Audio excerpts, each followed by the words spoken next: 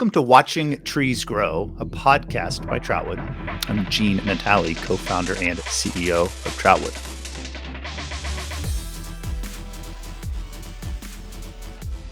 It's an honor to welcome a friend of mine to the podcast today, Sarah Cullen with Panthers Forward. Personally, I've worked with Panthers Forward for a number of years now. Sarah and I have to recollect exactly how many years. It's an incredible organization. We have an exciting initiative to share this year, one that we think our audience can learn from, that we think other schools can learn from, and most importantly, that we want to share with the students here locally at the University of Pittsburgh. Sarah, welcome to the podcast. Thanks for having me today. Oh, my pleasure. And, let's set the table for the students listening, because students who are inspired, we want them to push this conversation, upstream or downstream, and also even not to be shy to talk to educators, administrators, et cetera. My goal is that we can inspire students to take action with our conversation today. Absolutely. Sounds great. And we are going to be having Maggie Mayer, a familiar face also. Hi, Maggie. Hi. Maggie's an alumni of Panthers Forward. So we're going to get two perspectives. But Sarah, let's go right to you first. For someone who's hearing Panthers Forward for the first time, what is Panthers Forward? Yeah. So Panthers Forward is part of the affordability initiatives at the University of Pittsburgh. We started in 2018, and our goal is to support students and our participating students in their journey to financial freedom.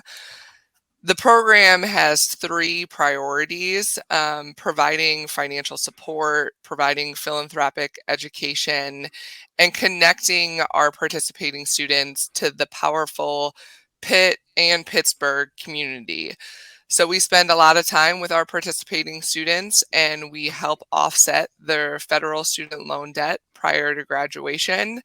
We provide programming and opportunities to connect with organizations like the Pittsburgh Foundation and Troutwood, and then also create an environment virtually and in person in the world that we're living in today, where they can connect with each other as a community of Panthers Forward members, but as well as, the large alumni audience that the University of Pittsburgh is afforded. Sarah, the primary goal of the organization is a very audacious goal: financial freedom for the students, putting on a path. Yeah. I'm curious how you measure that. Yeah, so the goal truly and measurement is that students graduating from the University of Pittsburgh and Panthers Forward are not alone in this journey. It's hard, and financial wellness and planning is something that is scary. And if you're doing it by yourself, it can feel daunting and overwhelming. And so Panthers Forward is a resource, and we measure a lot of our success based on the feedback and interactions that we have with our participating students and our alumni.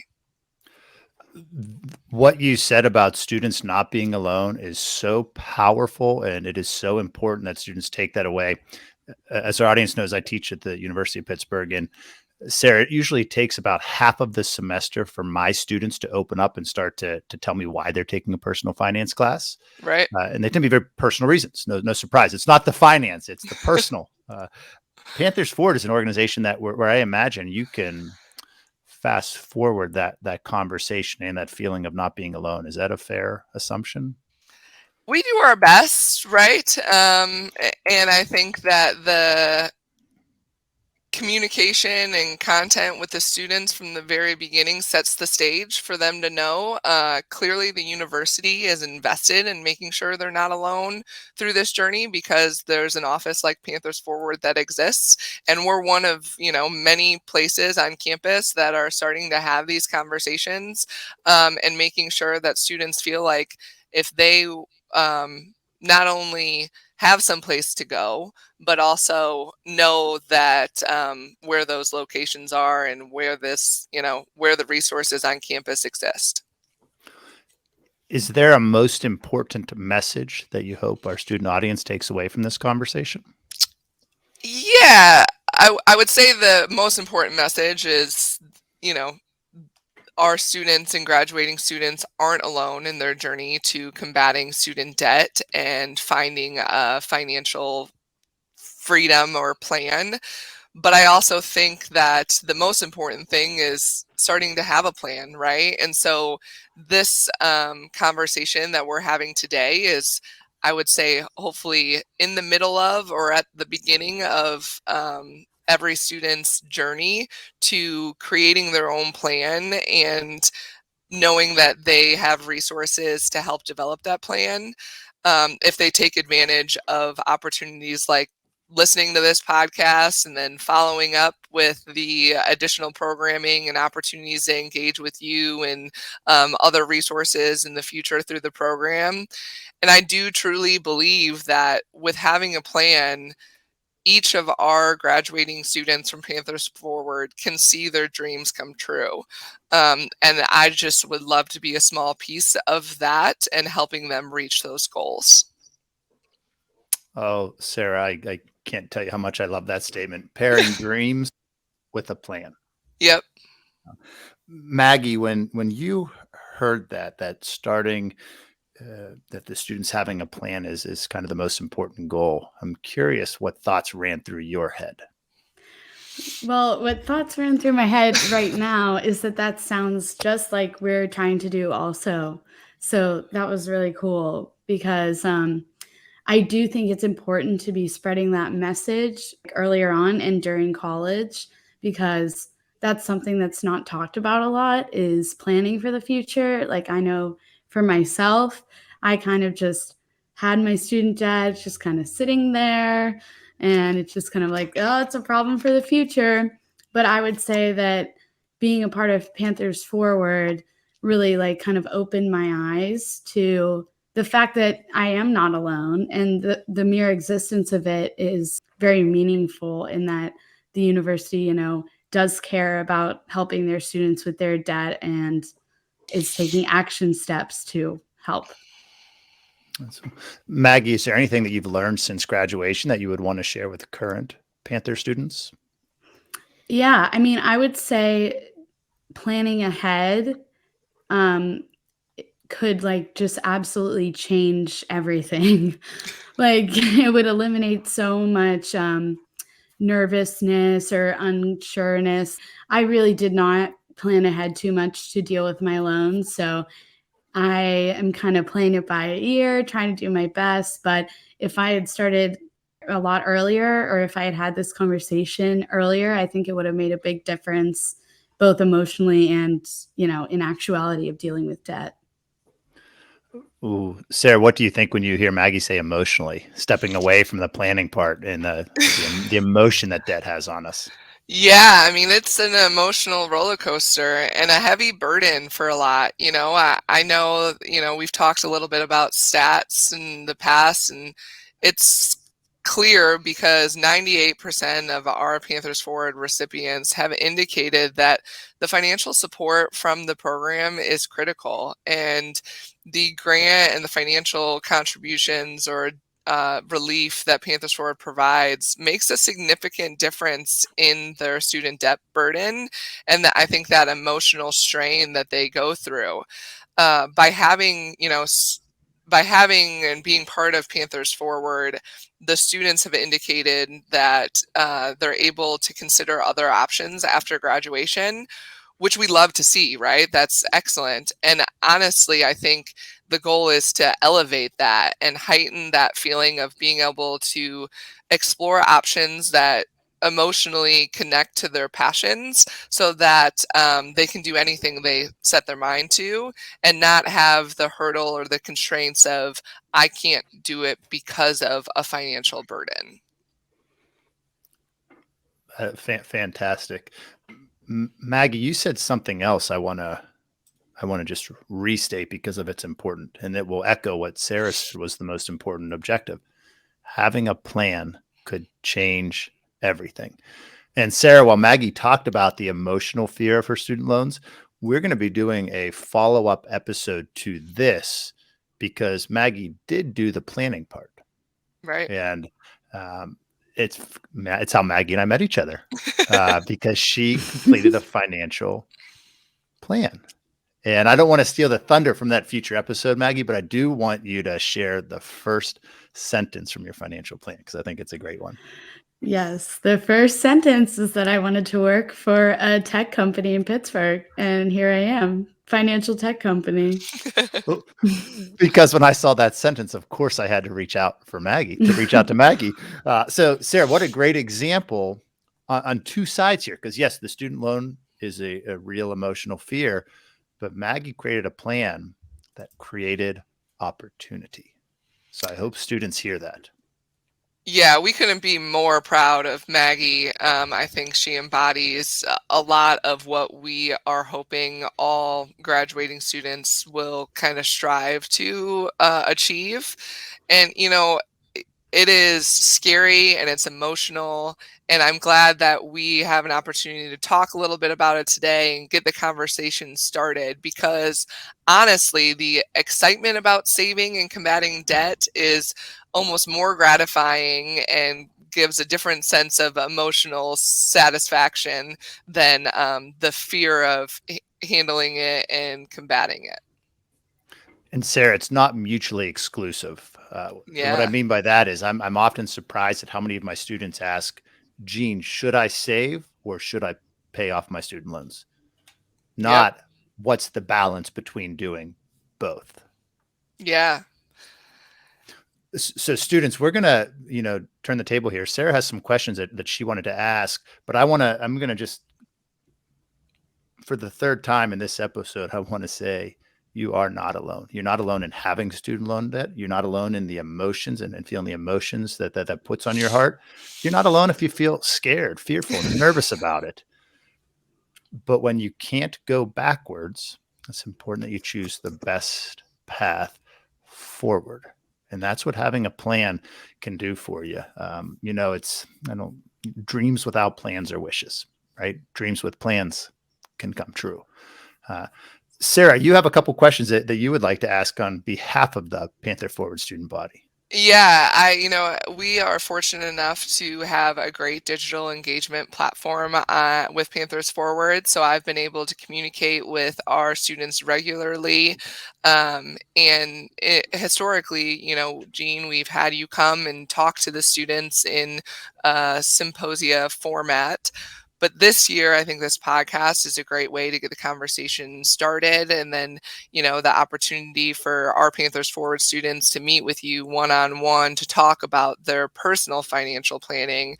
But I think at large, it would be great to have a quick conversation and really ask you about, let's talk about debt and leave it at that and have you kind of roll with, let's talk about debt first.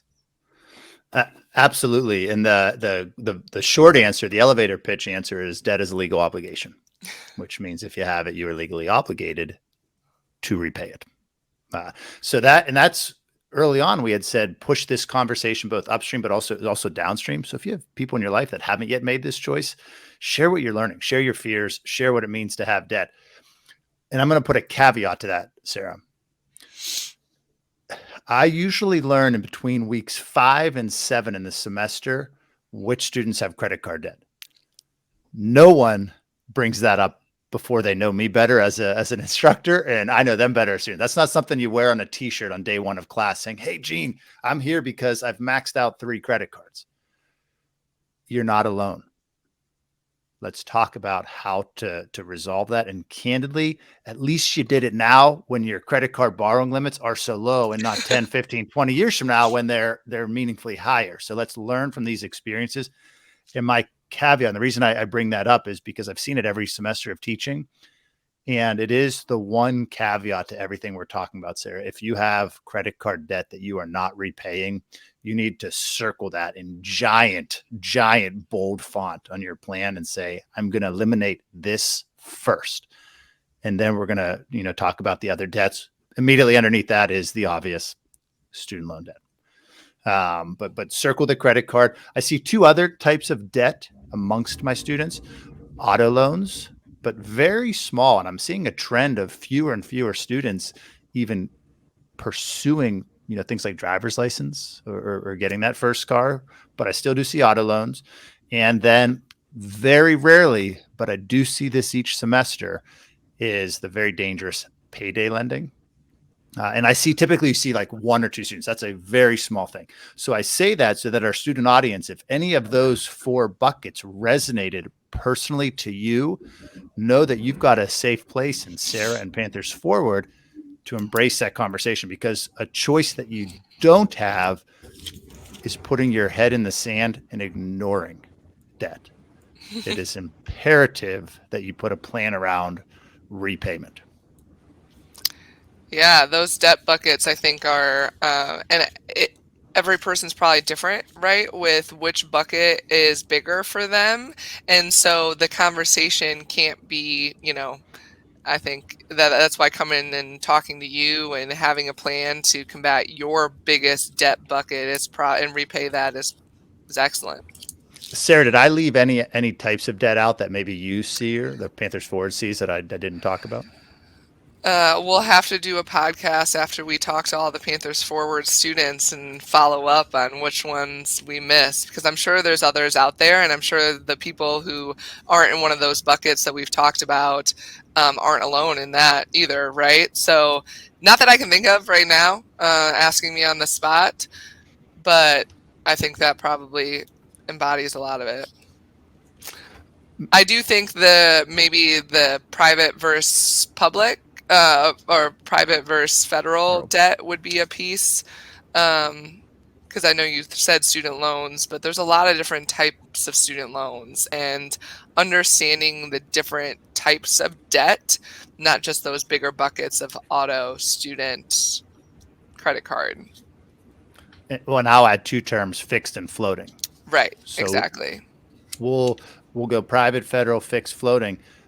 Maggie, what are you thinking as you're hearing this? Did we miss anything with the fear around the debt or those types of debt before we jump into the student loan specifics? I wouldn't say so. I just wanted to make a quick comment that I would say that Panthers Forward was really like the first time I felt like I could just like take a breath and in terms of my loans. So I was just super grateful for that. And Panthers Forward is an amazing program. So just wanted to say that really quick. That's great. Love to hear that. And Gina, I think that I would love to dive into this loans and the debt.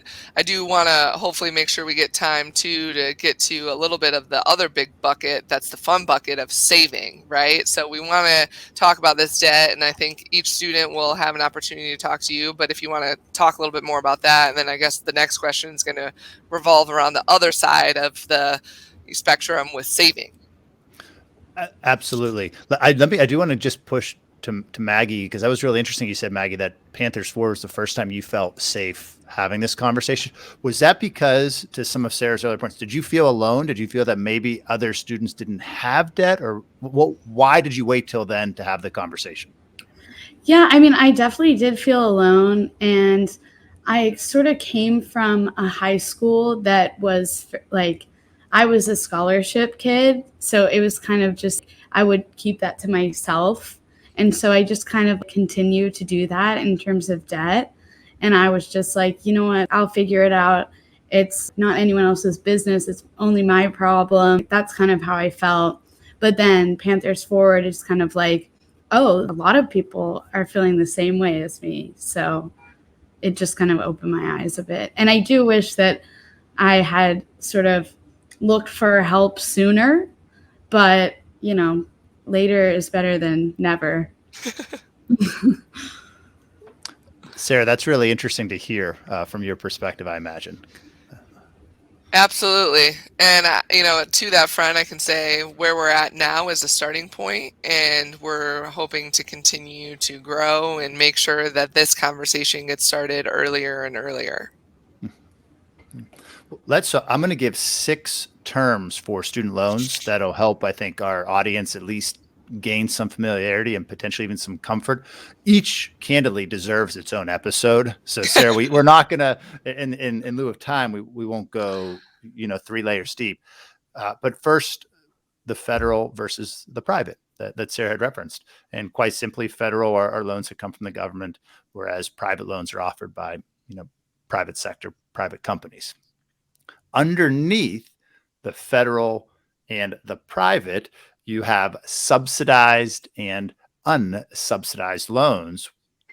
Again, the headline difference: subsidized loans do not accrue interest while you're in school. This means that a $10,000 loan will be a $10,000 loan when you graduate. An unsubsidized loan does accrue interest, which means upon graduation, that same $10,000 example would be a little bit higher because you've accrued interest. And then two more, and I think these are particularly important given our current economic and interest rate environment: fixed versus floating. And that is specific to the interest rate or the borrowing rate on your student loans. Fixed rates stay the same over the life of your loan, whereas floating rates will increase or decrease based on whether the base rate increases or decreases. And if you've been reading the recent headlines, there's a lot of press about rising interest rates. Sarah, are there one of those 6 terms that you hear most frequently from students, or do you hear a scattering of all of them? I would say the financial support of Panthers Forward directly offsets our participating students' federal student loan debt. So we talk about that most because that's where we are able to support and provide financial relief currently. We are trying to educate and provide resources like this one and the opportunity to talk to you to make sure that knowledge and understanding of all of the different areas also exists. And so I would say talking about private and federal student loans are what we hear most often, but I think that's also because of the nature of the program. And with your goal of a plan for everyone, though, that's going to be more of a holistic, put it all on paper and let's see the big picture. Correct. And just because we're able to help right now with the federal student loan debt, by no means makes us any less of a resource or a sounding board or a conversational place for the other aspects of the debt that students are combating. Because, Sarah, when you mentioned federal, all federal student loans have a fixed interest rate. Right. And if our students are only circling that bucket, and if interest rates are rising on private loans that maybe are a variable, we're not doing anyone any favors by not having the complete conversation. Correct. Is there a most common question or number one question you get from students? I would say, after a few years now of us, Jean, doing this conversation and having some Q&A time with our participating students, the biggest question is, what should I pay off first that I see with debt? And should I be saving while I'm paying off, right?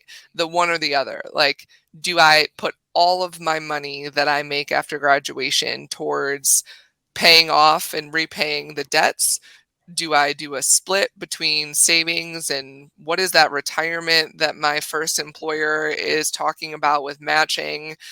So I think it's the unknown of when you graduate, the reality is majority of students are earning a somewhat smaller than they even expected salary annually. And so what is the best way to use that salary to repay and save? And, I can assume based off what I've heard, Jean, that your answer is let's have a plan. Let's put it on paper and see what it looks like truly when you're looking at it written down. But I would say that's probably the biggest conversation is there's not enough money sometimes to save and repay. So what do I repay and what do I save? Well, staying true to the theme of the podcast, Sarah, I'll answer all 3 of those points, but I'll try to do it in a sentence or 2 because we'll expand further with the students over the course of the semester. But for our audience, those were 3 kind of power statements. First, I see every semester, to your point, students typically get a smaller salary than they expected. That is so common. The Fed just put out a number maybe 2 months ago now that the number is as high as like 20,000. Don't quote me on that. There was a decimal point. It's a big number. We're modeling for salaries that are unrealistic based on the resources we're going to say, oh, this is an expected salary. which to your point, Sarah, having a plan, if I'm planning to have X dollars, but I get X minus Y dollars, I'm already starting my plan on the back foot. So being realistic with salary is a big deal. Well, and I also think that having a plan before maybe even knowing your salary, right? So that you know the type of salary you need to negotiate to survive and to live the life you want to live, and be realistic with it, right? Because I think that salary negotiation when you're going through the job hunt is something that we could have another podcast on at some point. But I think knowing what you are striving for, or having the salary and knowing how you're going to manage it there's two different paths to having your plan.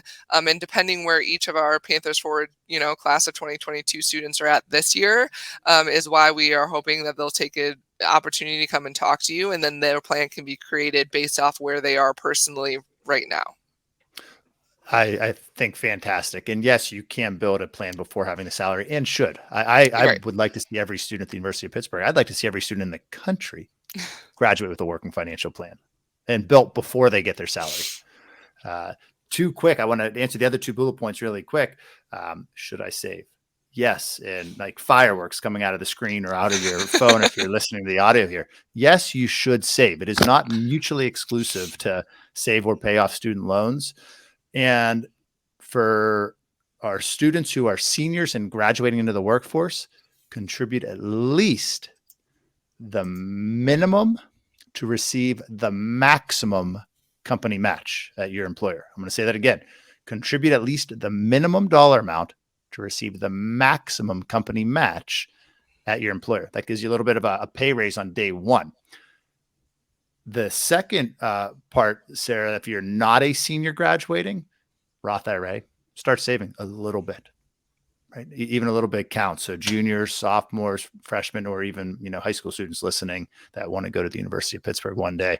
And Gene, I think my initial, and I know we're kind of trying to wrap up to a degree because we could talk, you and I, about this probably for 2 hours and no one wants to listen to that, I don't think. But I think the Roth and what that term is something that we get a question on a lot, versus just a traditional 401k, and what a Roth component means. I want to answer that, but I kind of want to see what Maggie says. Nothing like putting her on the spot. I know. Whoa. Maggie, what advice would you have on that question? I mean, I guess what is the question exactly? Roth IRA. What if is a it? Student asking Sarah saying, should I do a Roth IRA? Should they? Yes. Should they? Or what? Can take, because it's tax free. That's the answer in a nutshell. Junior college student asking Sarah that question, an opportunity to contribute a tax-free. So it's the money that you've already paid taxes on, but that's going to grow tax-free for your entire working career. Like Maggie's face right there. Boom. That's right. Like, that's it. That's like, so Sarah, super easy question. Like almost we could carve out that 20 seconds and just say, hey, play this and go do it. Right. I love that. And then the third point you had made was kind of the debt ranking. And again, we covered that earlier. Credit cards, if you have them, student loans, just very quickly, things for students to think about. Can you consolidate, particularly if you do have, private floating rate loans, and make a plan, list them in order. I know there's a behavioral finance side of this that says I maybe want to pay off a smaller loan at a lower interest rate. I'm a big believer that you want to put as many dollars in your pocket as you can, and would suggest you rank your student loans by highest interest rate. Sarah, as we wind down, because I know you wanted we want to keep this under that half-hour mark. I'm going to ask Maggie the final question. And Maggie, I'm curious if there is a question that you didn't ask when you were in school that maybe you wish you would have, or like, hey, you've got the students right now, student body, they're listening, they're saying, I'm not going to go ask a question. What questions should they go ask, Sarah? I mean, all of the questions that you've presented so far, I would definitely think are super important to be asking. Especially probably I'd put an emphasis on learning about the different types of loans, because I feel like that's really commonly misunderstood, or people just don't know. And so they push it off and just deal with it as it comes. But I feel like understanding your student loans and what exactly they mean is super important. Absolutely. And I think, Jean, just to expand a little bit on that is I think understanding your financial position is really important, and knowing where you're at financially so that you can make a plan to achieve whatever your goals are. And I think, Jean, I'm sure we're going to get into the wrap up right now, but by no means is the purpose or goal of this podcast to say that we are expert as far as Panthers Forward with any of this content, but we are here to connect our participating students to the experts. And so we will love to hear questions and find and really leverage the power of the Pitt alumni and community to make sure that our students' questions are answered. And so the opportunity that each of the 2022 Panthers Forward students have to schedule a time with you to meet one-on-one can be to talk more about questions that they may have because of this podcast, or questions they may have about, where they're at financially. But it could also be as nitty gritty as coming in with, an Excel document and talking to you about the Troutwood app and talking to you about the specifics of this is how much money is in each one of my, debt buckets and how am I going to pay it back. So I think that hopefully all 150 of our participating students this year will take advantage of that opportunity. And if other questions exist, know that they can come to our office. And if we don't have the answers, Pitt is a powerful place, and Pitt will have the answers, and we will help connect them to those people. Well, Sarah, this has been fun, and just the general themes of this. You're not alone, and ask questions. I heard that resonate so much amongst the three of us as we were talking. And I made a note of Maggie's question. She wished that, that she would push to students. Know your loans. Why is that important? Because plans are hard to achieve when they go perfectly, let alone when you maybe didn't understand one of your loans and the amount was higher than you planned for. So students, I hope that we gave you enough conversation starters to feel comfortable approaching Sarah, the team of Panthers Forward, to do a one-on-one with me where we just have a safe conversation about your financial future. Yeah, and in order for them to do that, they'll want to make sure any participating student of Panthers Forward will want to complete the form at the end of this podcast. And then once they complete that form, we'll be in touch with next steps on where to go from there. That sounds really great. And on the conversation of planning, the follow-up episode to this is going to be a 10-minute episode with Maggie on how she built her financial plan. So we're going to actually go into a kind of a working session to give an example. It's excellent. Can't wait to watch it, Maggie, or hear it.